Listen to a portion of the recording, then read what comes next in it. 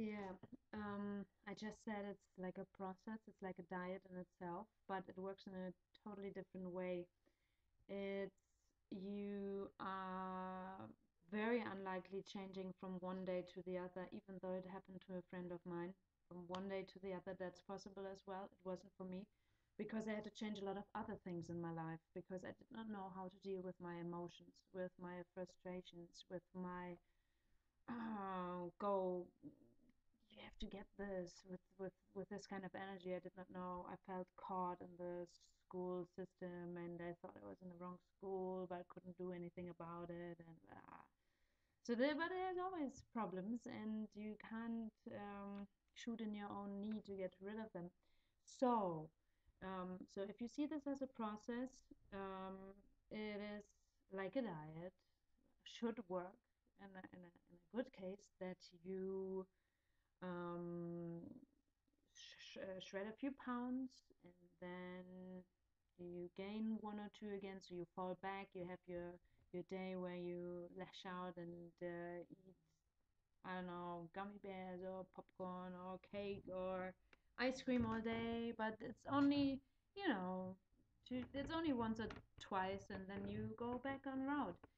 And this is how you have to see this as well. Just because you have fallen back, you have to see every time you're doing it again, not I'm doing it again, but as this, I fell back again. But this step backwards is actually part of a whole journey forward. Once you have made the decision in your head that there is a way out of this, and this is a decision, that's a decision of yours, um, to believe it, to believe it, to believe it. For me, that whole journey was also very, very, very much connected with a spiritual journey. I come from a Catholic town, and I'm totally looking green right now. I don't know what happened, but it doesn't matter. I'm from a Catholic town, and my parents weren't strict or something, and I had a very natural, wonderful relationship with God and the universe, and I was like communicating the whole time.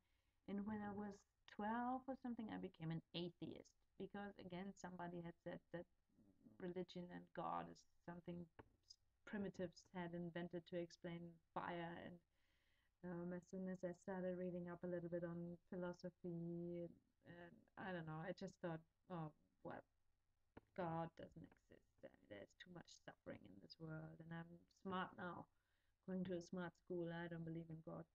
And that was a certain kind of darkness that I invited into my life because I think there's so much more to life that what we can see and what we can logically grasp. And I experienced miracles ever since I found this again in my own personal way. I'm not part of any religion. I believe in meditation as much as in my personal way of praying and communicating, appreciating, being grateful for life, for being alive, for being on this amazing journey.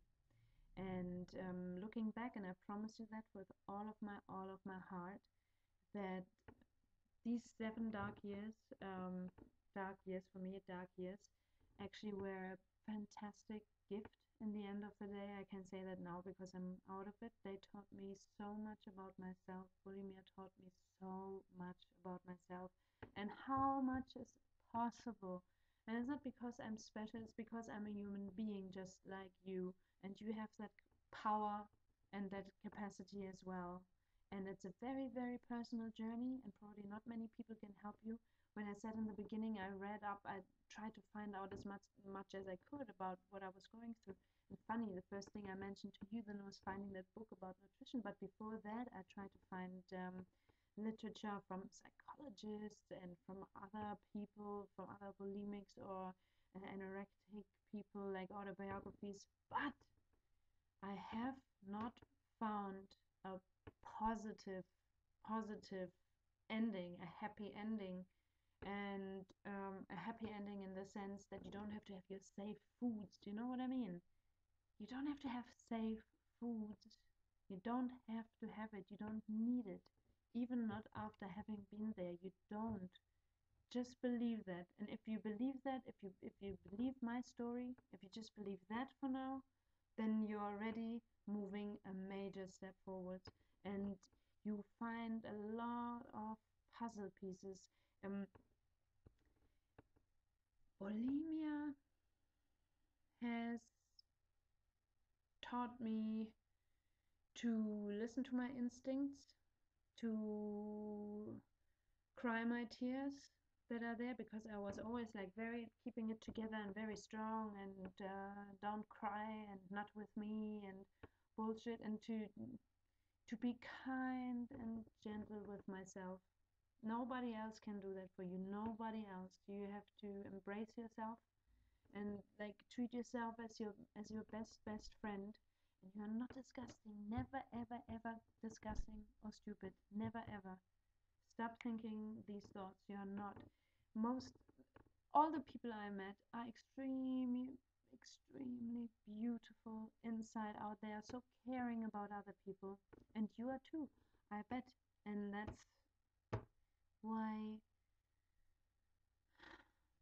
you are blessed. And if you trust for right now, maybe if you cannot trust only in my story, that this is not some bullshit any stranger is telling you here, it is possible. It is possible.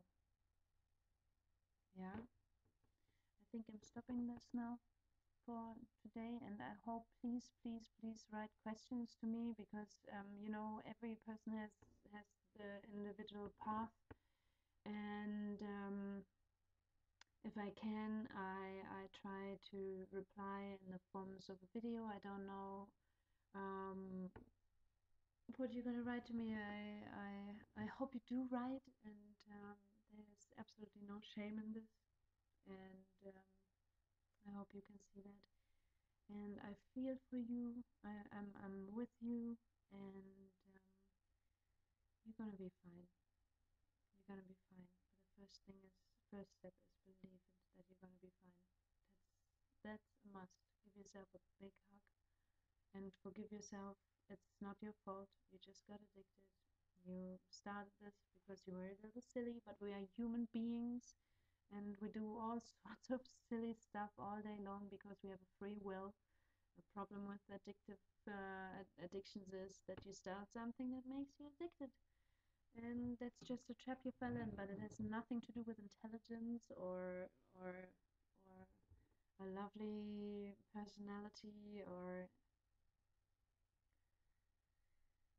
it is just what it is.